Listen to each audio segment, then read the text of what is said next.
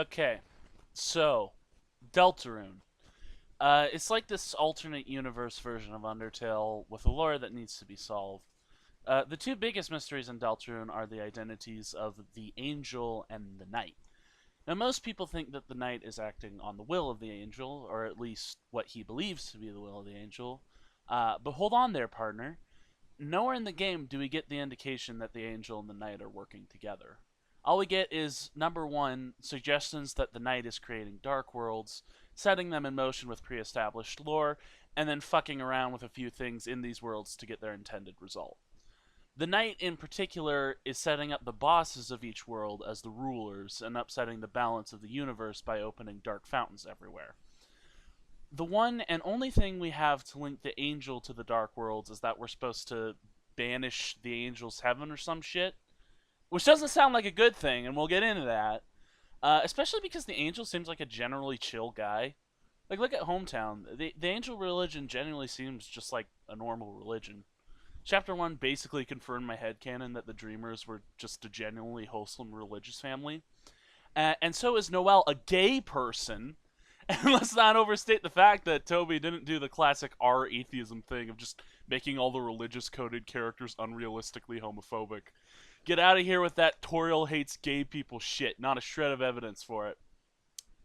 Now, I do think the angel religion is distinct from any real world religion, and we'll get into what I think the characters are worshipping exactly.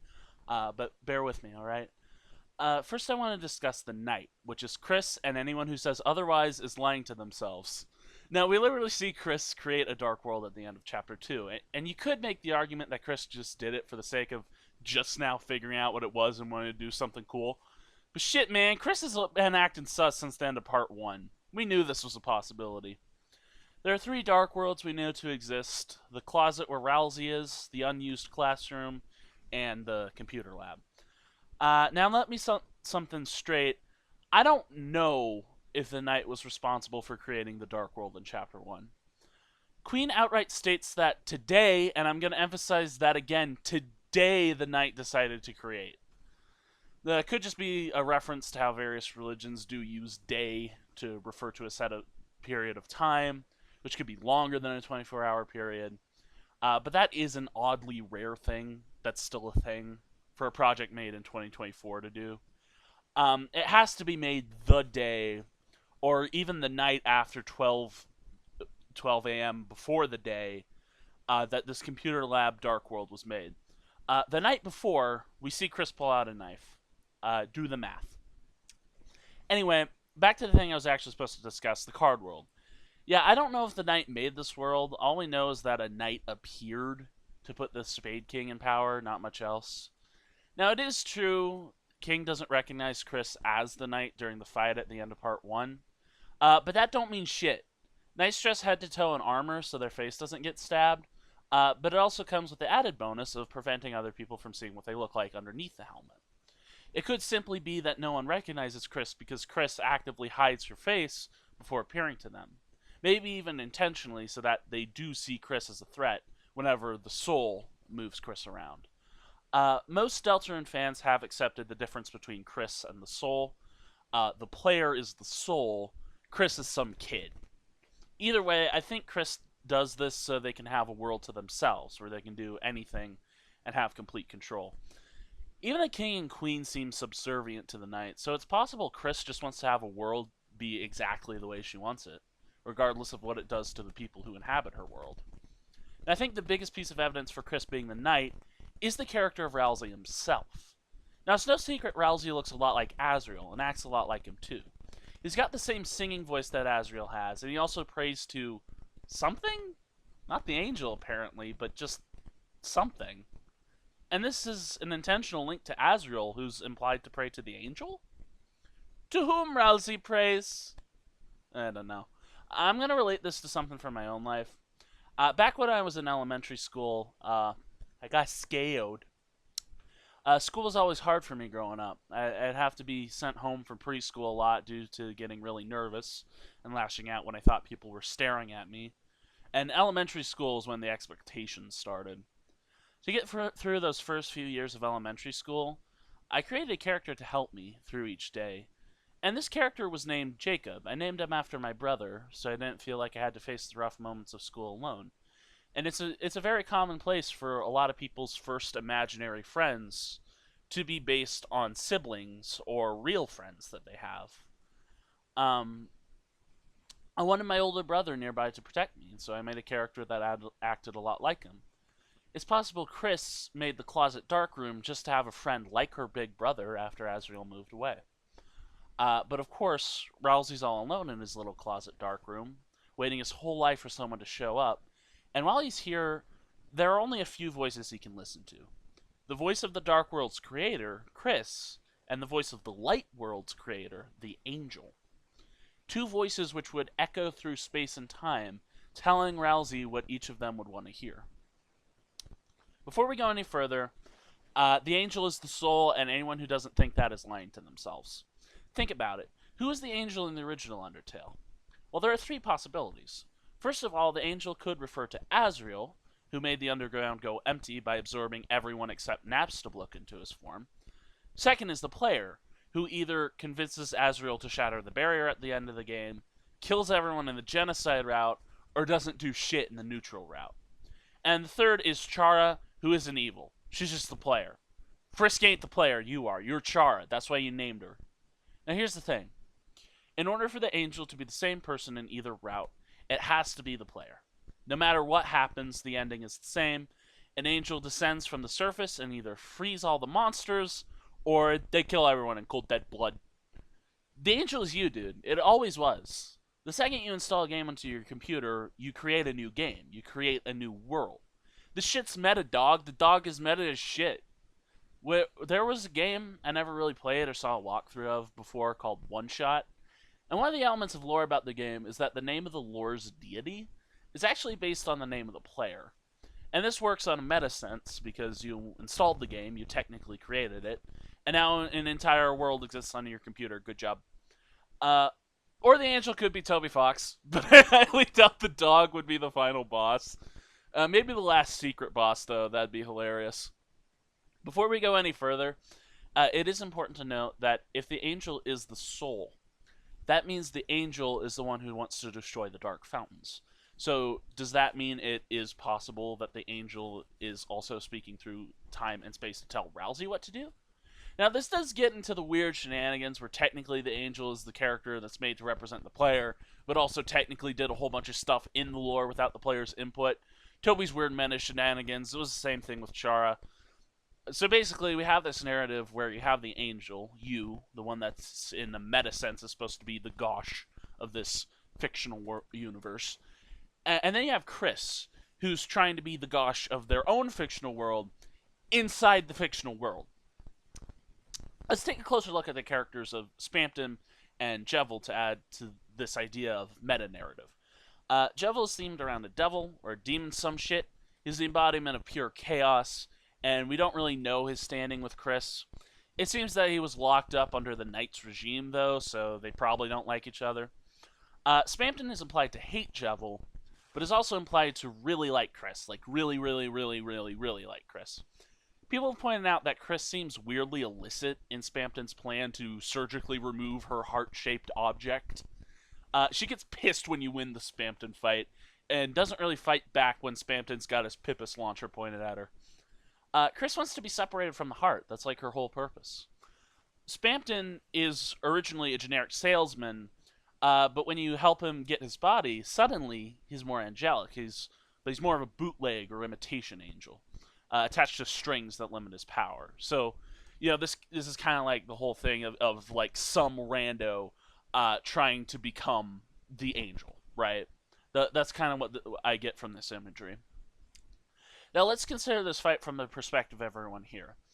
Susie and Ralsei don't know what the fuck's going on and are just along for the ride, much like us. Spamton wants to break his strings and be free, and I think Kris here wants to take Spamton up on his deal to remove her soul so that Kris can be free and Spamton can become an angel. Throughout the entire battle, Spamton seems to invoke a figure called Heaven, which he either seems to respect or mock, can't tell. Spamton's weird. But if he is trying to mock this character, then it seems his goal may actually be very similar to Flowey's goal in the first Undertale game, to absorb the human souls and become a Gosh. He quite explicitly says that in the Snowgrave route, I'm pretty sure, somewhere. Kris and Spamton seem to have the same desire to be the Gosh of their own world. And that's not necessarily a good thing, now is it? The worlds the Knight set up aren't necessarily good. So far, they've both been very explicit monarchies with tyrannical dictators. No one likes the Spade King, quite literally nobody. He locked up all the other leaders in cages, the Diamond Club and Heart Kings, as well as the mysterious boss of the checkerboard we never get to see. Unless it's C-Round, that makes sense. No one likes the ruling of the Spade King, Spade Son, and Lesser Dad. No one. Queen's a little better, but the people under her rule don't necessarily like it either. She puts her weird cord things on everyone's faces to completely move their free will. There's this whole underground rebellion that doesn't like her, and she doesn't do anything to help the homeless guy shitting in the streets. If Cardland is like a hellish dictatorship, then Cyberland is like America.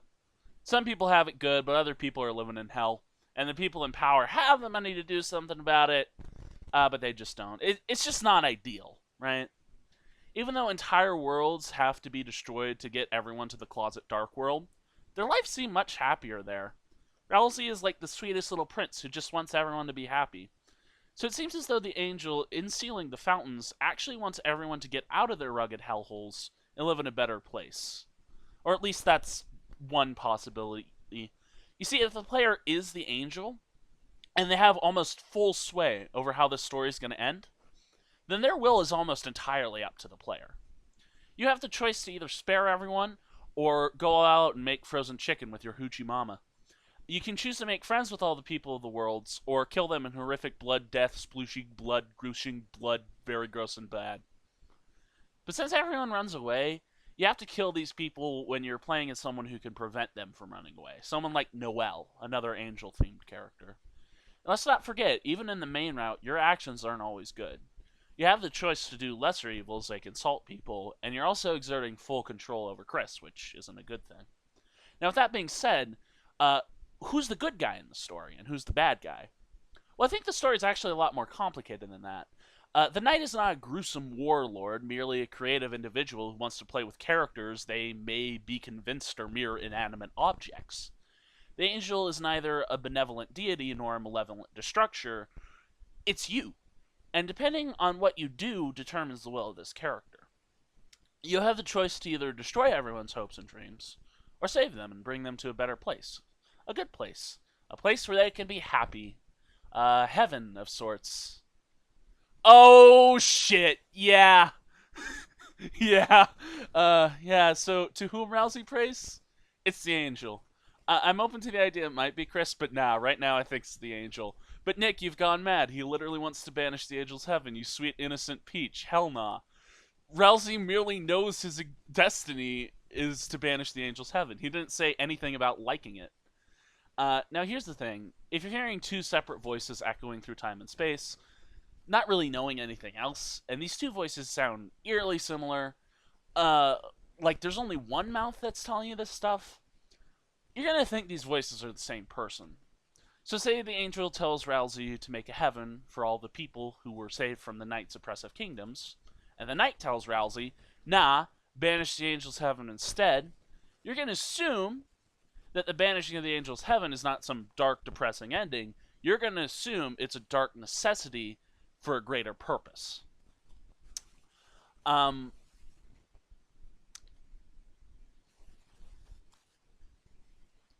Someone being told to do something that seems to contradict their religious beliefs, but thinking there's a good reason to do so anyway, isn't completely out of the question. The problem is, Ralsei doesn't know how to test the voices too good. So you have Kris, who really doesn't like the angel and wants to start her own dark world with blackjack and cyber queens, and the angel, who has like an objectively better dark world in that closet with Ralsei as the prince. And they both basically just want Ralsei to listen to them and do what they want. But they both want different things. And Ralsei just decides, nah, I'm going to do it all. I'm going to do everything they tell me. So basically, I think what's happening is that the final chapter is being set up as this event where Kris, Ralsei, and Susie are going to try and seal the Dark Fountain behind Ralsei's castle, and we're going to be playing as the Angel trying to stop the Delta Warriors. But we're not going to do it alone. You know that vessel that got destroyed by a mysterious entity we'll have to talk about later in the theory? Yeah, I think that was the Angel's plan A. After the destruction of that vessel, the Angel basically has to settle for taking over the body of the one who's creating these dark worlds, which is less than ideal for both of them, really. Somehow, we're going to recover that body and assemble a team to stop the Delta Warriors. Who's going to help us? I assume it will be a team of 3, so maybe Noelle and some other character we get to play as in the future chapters. Maybe Birdly, maybe Caddy, the kid one, the kid Caddy. There's 2 Caddies. Toby, man, that's really confusing. Maybe Toriel. I know people think she's going to be playable in Part 3 because of the TV. Now, here's the thing. With the character of Spampton, and especially Flowey in the first game, I do believe Toby Fox is trying to say that seeking a way to become an all-powerful deity to find purpose in life is a really, really bad idea. It's not good, exactly. So I think no matter what we do, the ending of Angel versus Delta Warriors is going to be the final moments of the game. But depending on what route we took to get here, normal or Snowgrave, is going to determine who's going to be the good guy and the bad guy in this conflict. And I do wonder, is the Angel's vessel going to be able to speak? If they is, I'd like to know if they're going to be able to talk tonight and say something along the lines of, "Yo, dingus, the shit you're doing is making everyone live in a hellhole. I had to take over your body to stop you from making hellholes. Look at this town you made. Look at how much more everyone is happy here. You don't like being controlled so much? Stop controlling these very real, very sentient creatures you keep putting in hellholes. Shame about Spampton and Jevil, but they didn't want to be a part of this heaven. Please let them be happy. Please just let Frisk be happy. Please don't break the fountain." And maybe even the final choice could be letting Kris decide if they want to destroy the fountain and bring the angels heaven. Like, not the player deciding, but like Kris deciding, right? And then at the end of the game, Asriel, Kris's best friend, will come home, and Kris will know that she didn't need to become a Gosh to be happy. She just needed a friend.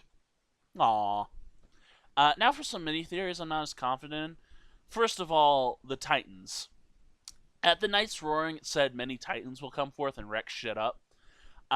Now, they're portrayed as generic whatchamacallums. But you know what would be cool? If these Titans are actually the secret bosses, which come back to life in the final moments of the game, possibly through something activated by the Shadow Crystals. Spampton does take a massive form as his climax attack in the Spampton fight. So, is this foreshadowing? Maybe, maybe. Perhaps if you pacifist the secret bosses, they will be directly involved in this final confrontation against Kris and the Delta Warriors. Des. What's going on with Des? Yeah, I have no idea. I do think she was lost in a dark world, and one of the tasks in a future chapter will be to free her. But I have no ideas about that other than what people have come up with already, so. And then there's the mysterious entity that cast away our vessel. This one is going to be really, really important, but I have to say, apart from the common Gaster and Chara theories, I don't have any solid ideas. What their motives would be, I have no idea, honestly. And then Eggman is Papyrus. There's no denying it. No, you can't. You honestly can't. Okay, but in all seriousness, if you disagree with my theory, that's valid. This is just kind of how I think the story is gonna go. I could be way off. But at the end of the day, I have no reason to believe the Angel and Knight are working together in any way like anyone claims. And I think the finale of Player versus Avatar would be dope as heck. I also don't think Kris is this innocent baby as a lot of people try to claim. Although, yeah, I don't think the player's full control over Kris is portrayed as a good thing either. I made a lot of jokes about Ralsei being a twist villain in my playthrough, but under this idea, he's only the twist villain by a technicality. Ralsei's never really been the leader of the Delta Warriors, has he? He and Susie are really just doing whatever Kris says or whatever the Soul says. And I really think the Angel's not this big bad a lot of people think. I think the Angel is just whatever the player does. Undertale was really good about making the player feel like the worst character of the game during the genocide route, and as a maybe not perfect force of good, which, but good enough that some could even consider them an imperfect Christ figure during the pacifist route. I think Toby Fox's whole one ending thing is mostly just the idea that the final battle is going to be the same no matter what. But there will be a positive, bittersweet, or negative outcome based on if you pacifist or snowgraved it. And I think the recruits you fight will be part of Kris's army at the end of the game. So they might be the swarms you encounter as you traverse through Chapter 7.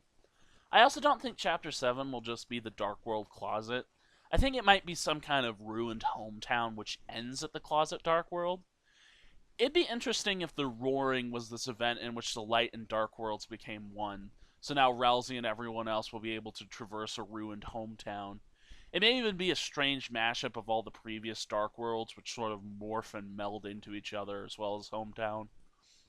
Chapters 5, 6, and 7 are probably going to be when shit goes down, honestly. So the Roaring could honestly happen in Part 6 or at the very end of Part 5. I still think the Roaring's going to happen. There's no way you're going to hype that up and then not do anything with it. So anyway, that's my very disorganized Deltarune theory, and a lot of it is just based on what other people have come up with. And I don't know everyone by name, so sorry I didn't give proper credit. But yeah, that's just kind of how I think Deltarune's going to end. Uh, I'm definitely wrong about some stuff, but I think a lot of other stuff is just like, yeah, you know, I think I've got a lot of it. I yeah, I know that the Kris is the knight theory is a little bit controversial. But to be honest, I think people were just mad because it was revealed so early. Like, if Chapter 2 was meant to indicate that Kris is the knight, then that reveal was a little bit early. But, I mean, even if a reveal is early, I mean, again, like, think about this. Toby Fox wanted to have, like, 4 updates to the game. He wanted to release Part 1, and then Part 2, and then he wanted to release 3, 4, and 5 at the same time. And then he wanted to release 6 and 7 as, like, the finale. So, under that structure, it's like, us getting the reveal that Kris is the knight isn't really this, like, way too early reveal in the game. Um,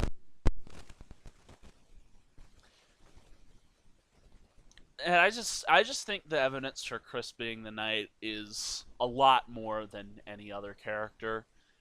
But again, them just literally creating a dark world is pretty strong and could just be created for different reasons. So I could be wrong about a lot of stuff, but it's like, if the angel was the player in Undertale originally, I think they would be in Deltarune.